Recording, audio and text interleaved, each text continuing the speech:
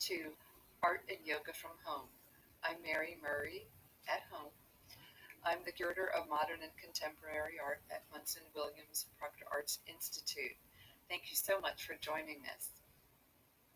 I'll begin with a brief chat about a work of art in the museum's collection, a glass bowl by Korean-born artist Do Ho-seo, born in 1962, and at 10:30 yoga practice begins. And as our lovely instructor Jerry will say, if it's available to you, would you please make a donation to help support this program? Thank you. Do Ho-seo was born, as I say, in 1962. He was raised in Seoul, South Korea. He moved to the United States to attend the Rhode Island School of Design, from which he received his Bachelor's of Fine Arts, and then he went on to receive his Master's of Fine Art, his MFA, from Yale University. And he lived in New York City for a time. I believe he now lives in London. So he has traveled a great deal. And of course, he's an artist of a sculptural form known as installation art. So he travels for international art exhibitions as well. He's represented by a gallery in New York City called Lehman Maupin, and the website includes a statement about the artist and his aims. It describes his work as confronting questions of home, physical space, displacement, and memory, and goes on to say that Do Ho-seo is particularly interested in domestic space, the way the concept of home can be articulated through architecture. And he believes that spaces we inhabit, quote, also contain psychological energy. And in his work, he makes visible those markers of memories, personal experiences, and sense of security, regardless of geographic location.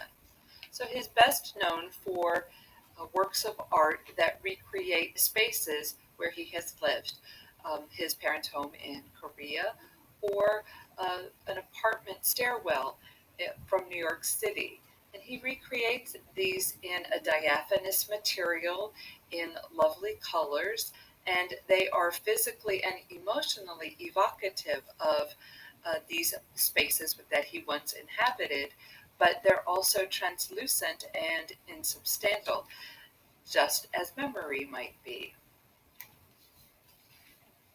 This week I have been thinking a lot about the idea of home and who might be safe at home. This week we have seen the best and the very worst response to the tragic murders of African Americans, only the most recent that this tragedy has happened to George Floyd and Breonna Taylor. And part of what spurs me to think about home and one's place in this country and how one feels about living here was prompted by a great poem that was posted on the social media sites for the Jason McCoy Gallery.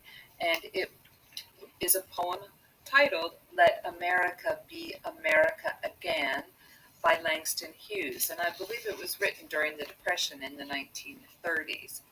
And that's the poem that I've selected for today. And I'd like to read just a few sections of it. He begins by saying, "Let America be America again. Let it be the dream it used to be. Let it be the pioneer on the plain, seeking a home where he himself is free." And then in parentheses, because Langston Hughes was a gay African American man during the Depression, he writes, "America never was America to me." And he goes on for about 3 stanzas along those lines, and then he reveals who the narrator of this poem might be. "I am the poor white, fooled and pushed apart, I am the Negro bearing slavery's scars. I am the red man driven from the land. I am the immigrant clutching the hope I seek. I am the farmer, bondsman to the soul. I am the worker sold to the machine. I am the Negro, servant to you all. For I'm the one who left dark Ireland's shore, and Poland's plain, and England's grassy lay, and torn from black Africa's strand I came, to build a quote, homeland of the free. From there, Hughes proceeds to describe how very unfree he and others like him are, but he concludes with a almost call to action to all of us. Oh yes, I say it plain. America never was America to me. And yet I swear this oath, America will be.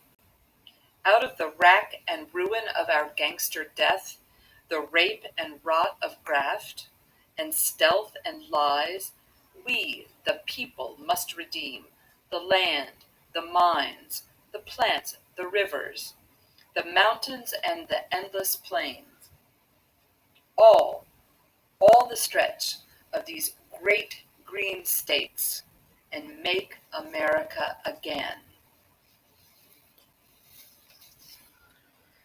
So all these decades later, we have this opportunity once again.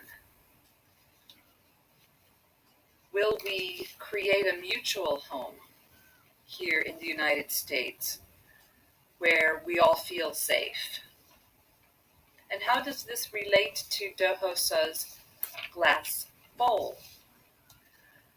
Well, it's glass and it's transparent.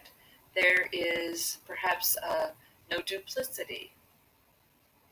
And it is full of air, but one might also say that it's empty, just as the white form in Stephen Mueller's painting that we looked at last week creates a void at the center of the composition.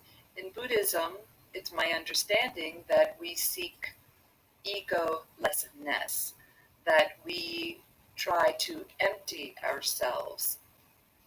And if we are talking about reaching out to another human being to create a mutual home together, what does this gesture mean?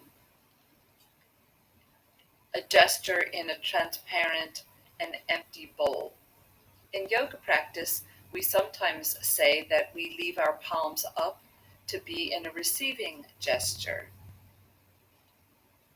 But perhaps this could also be a giving gesture. How would you answer the question, do you feel safe at home?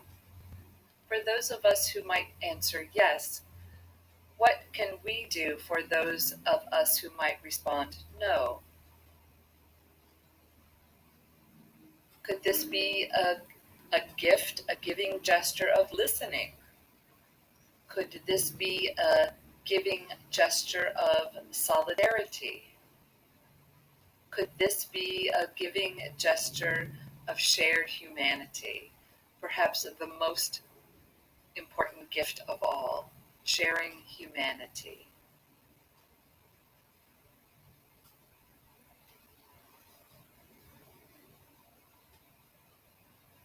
Thank you again for participating in this class.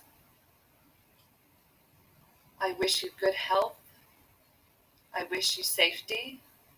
And until next time, namaste.